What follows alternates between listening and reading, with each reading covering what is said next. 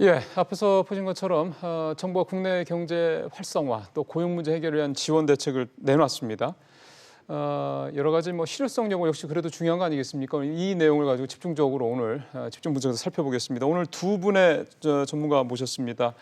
고려대 김성희 교수님, 그다음에 최영기 한림대 교수님 두 분 모셨습니다. 어서 오십시오. 예. 일단은 일자리 아무래도 두 분이 다 고용 전문가시기 때문에 일자리 얘기부터 먼저 좀 시작을 해보겠습니다. 오늘 일자리 대책에서는 그 핵심은 단기 맞춤형 일자리 5만 9천 개를 일단은 지원을 하겠다 이거거든요. 이거 효과에 대해서 한번 먼저 두 분 다한테 각각 말씀을 좀 들어봤습니다. 먼저 김 교수님부터 어떻게 생각하십니까? 예.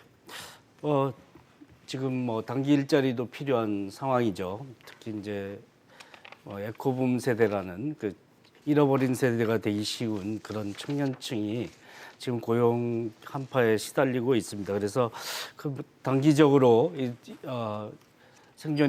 생존하는 데 필요하고 일 경험을 쌓는 데 필요한 단기 일자리도 필요한 건 사실이죠.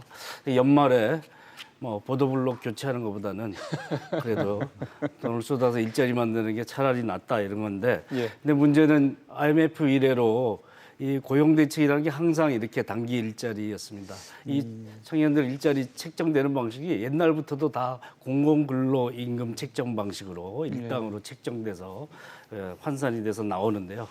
이런 식의 정책이 계속되고 있다. 어느 정권이든 마찬가지였습니다.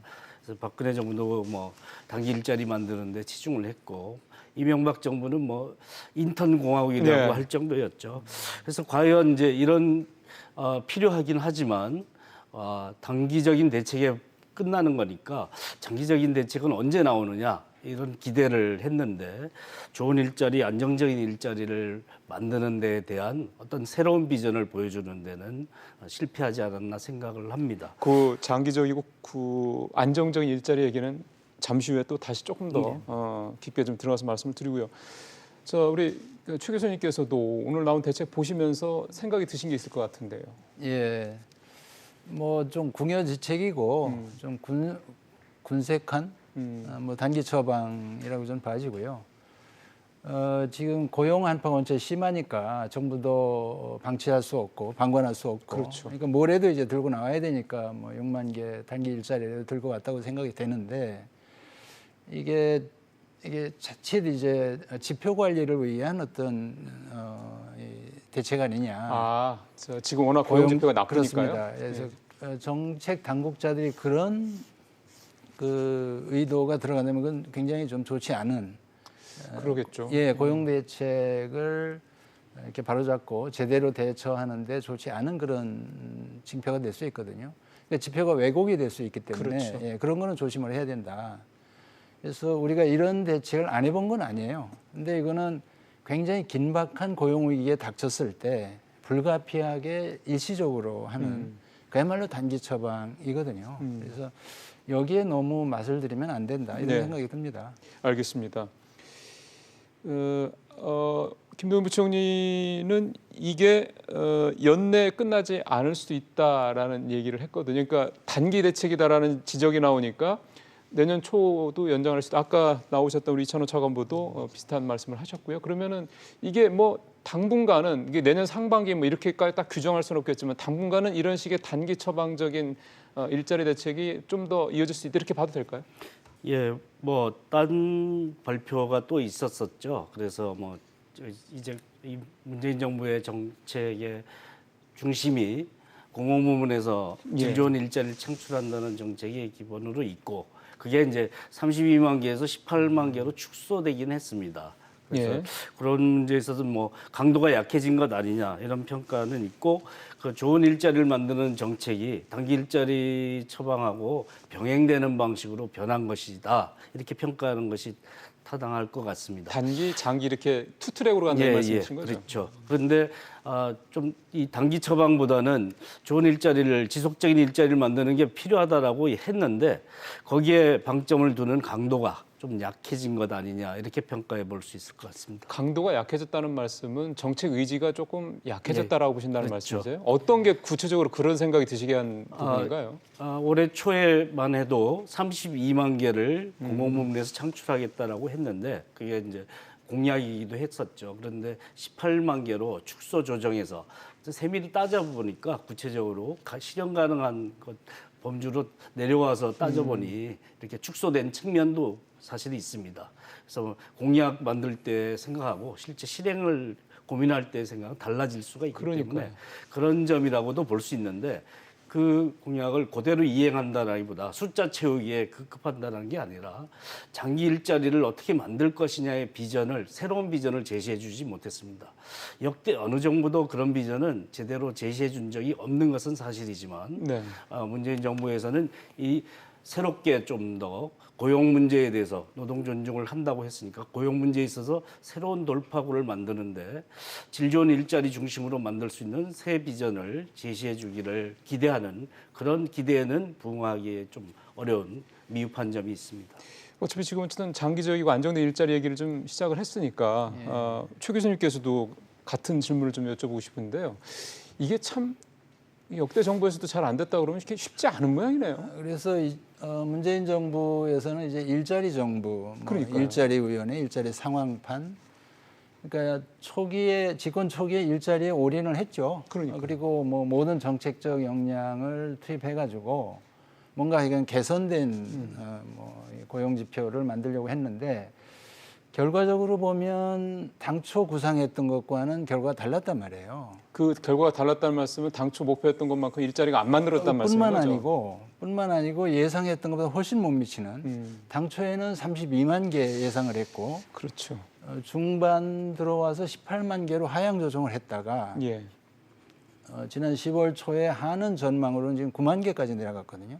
그러니까 연간 신규 일자리 창출 수가 30만 개, 18만 개, 9만 개 이렇게 하향 조정이 되어 왔기 때문에 일자리 정부의 어떤 그동안의 정책적 이 노력에 비해 보면 참 무색한 그런 실적이란 말이에요. 그래서 이거는 지금 정부가 고육지책으로 단기 긴급 처방을 하긴 했지만 그동안 정부가 들고 나왔던 주요 일자리 정책을 전면적으로 다시 한번 리뷰를 해보고 네. 이 일자리 정책을 전면 개혁해야 되는 거 아니냐. 저는 그렇게 생각을 하거든요. 그럼 기존의 고용 정책을 전면적으로 손봐야 된다. 개혁해야 된다. 정책 개혁을 해야 된다. 정책 자체를. 그래서 우리가 소득주도 성장을 얘기를 했고 그 주요한 수단으로 최저임금이라든가 근로시간 단축이라든가 그렇죠. 비정규직, 정규직화라든가 정규직화, 예. 노동존중 사회 이런 그 일련의 예. 굉장히 친노동적이고 이런 정책을 펼쳐왔고 이것은 기업 입장에서 보면 노동비용의 상승으로 이어졌던 거고 기업들이 보기에는 고용 환경이 급격하게 변하기 때문에 이 채용 의지 이런 걸 위축시킬 수 있는 거예요. 기업들한테는. 그래서 그게 어떤 식으로 고용시장을 위축시켰는지에 대해서도 한번 좀 면밀하게 검토할 필요가 있고 그동안의 일자리 정부로서 내세웠던 주요 고용 정책들이 실제 어떤 고용 효과가 있었는지 이런 것들을 좀 더 폭넓은 토론과 정책적 검토, 어떤 시장에 대한 면밀한 그 모니터링 이런 걸 통해 가지고 기존의 정책들을 전면적으로 한번 재검토하고 개혁해서 플랜 B라고 예. 할까요? 예, 뭐 이런 새로운 어떤 제안들을 들고 나와야 되지 않나 저는 이런 생각을 합니다. 이거는 김성희 교수님, 우리 최 교수님 어떤 말씀에 대해서 김 교수님도 뭐 같은 생각을 하시는지요? 예. 뭐 일자리 정부라고 하지만 고용 문제만이 아니라 노동 존중 정부로 이제 일을 해도 가난한 사람들이 넘쳐나는 게 우리나라의 문제이고 이건 모두가 공감하는 문제죠. 성장의 동력을 살리는데도 치명적인 한계를 가지는 문제고 또 소득 양극화가 감당할 수 없을 정도로 심각해졌고 이 문제를 푸는 데 있어서 이제 최저임금이나 노동시간 단축 같은 게 전향적으로 작용하리라고 봤는데 그렇지 않았죠. 그 효과가 나타나기도 전에 이제 고용 한파라는 상황이 겹쳤죠. 이게 이제 정책적 요인에 의해서 발생했느냐, 뭐 구조조정 요인이나 경기 뭐 사이클상의 변화도 있고요. 이런 요인들이 이제 복합돼 있는데 이게 정책적 처방으로 이제 정치적 공방으로 변해 버렸죠. 이런 데 있어서 문재인 정부가 태도를 분명히 하지 못한 점이 있습니다. 태도를 분명하지 못했다는 양손을 거예요. 다 들어주는 아. 방식이죠. 뭐 최저임금 인상을 했지만 뭐 산입범위 조정을 한다든가 노동시간 단축을 하지만 탄력제를 확대한다라는 논의를 한다든가 이게 정책 방향이 약간 이쪽도 손들고 저쪽도 손드는 예. 정치적 공방 속에서 방향성을 좀 잘 잡지 못하고 있는 것이 아니냐, 예. 좌우로 흔들리는 것이 아니냐라고 볼 수 있습니다. 정책이 지금 원칙이 없이 좀 왔다 갔다 한다는 말씀인데 지금 두 분 다 탄력근무제 얘기를 언급을 하셨기 때문에 탄력근무제 얘기를 좀 조금 더 들어가 보겠습니다. 마침 또 김동연 부총리가 현재 탄력근로제는 3개월이지 않습니까 법적으로 그죠? 그렇습니다. 이거를 6개월 내지 12개월까지 늘리는 방안을 검토하고 있다라고 구체적으로 수치까지 얘기를 했기 때문에 이 얘기를 좀 해봐야 될 것 같은데 최 교수님 이렇게 된다면은 이게 부총리 이 정도 수치까지 얘기한다는 거는 사실 정부가 그런 쪽으로 스탠스를 입장을 좀 바꿨다고 봐도 되는 거 아닙니까? 정부가 어떻게 보면 에드벌룬을 띄운 거라고 보여지고요. 근데 이제 결국은 이게 법 개정 사항이기 때문에 그렇죠.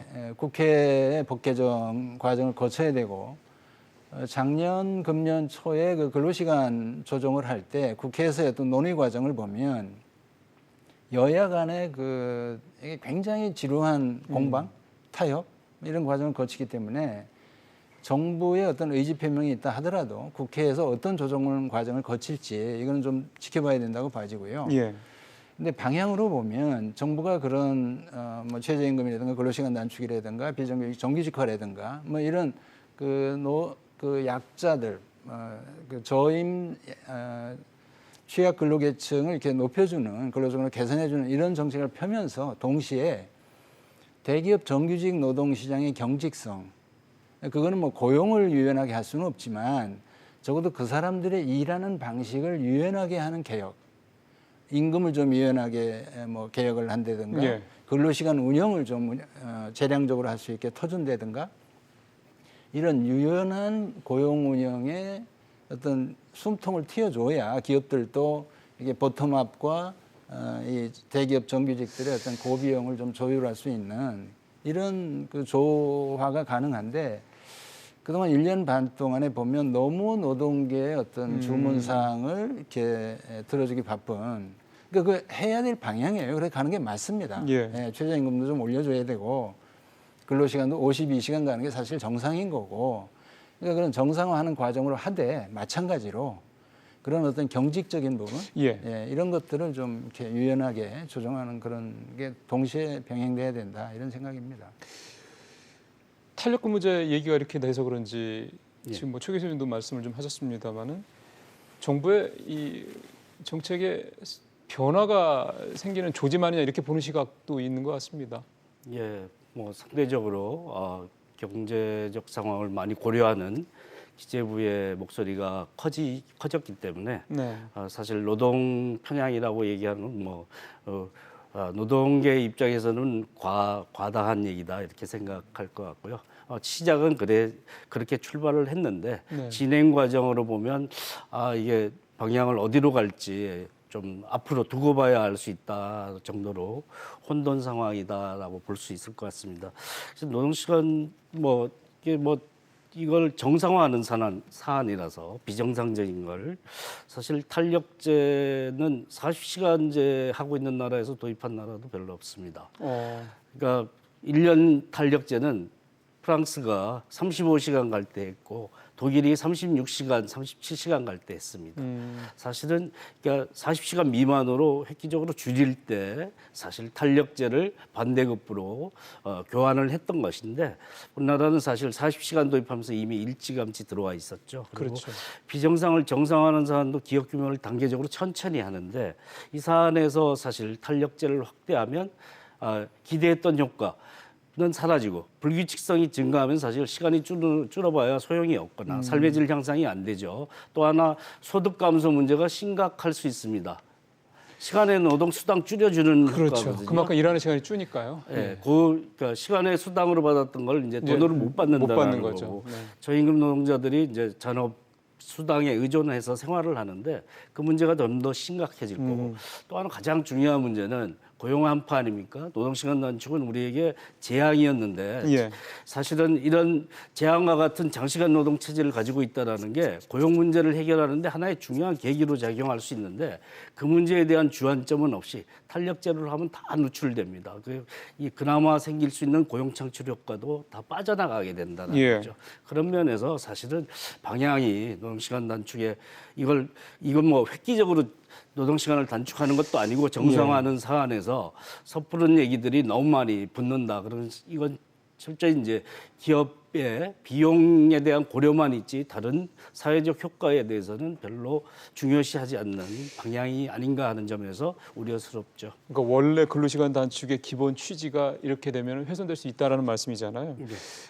이 부분과 관련해서 하나 더 아까 최 교수님도 말씀하셨던 것처럼 최저임금제 부분도 이제 이게 그 정책 중에 주요한 것 중에 하나였는데 그러면은 탄력근무제가 이런 식으로 정부 정책에 변화가 올 수 있다 그러면 뭐 재개 요청이 이제 받아들여져서 최저임금 문제도 이미 내년 거는 결정이 됐습니다만 이 부분도 좀 변할 수 있을까요? 그러니까 금년에 최저임금 16.4% 가지고 이 난리가 났던 거 아닙니까?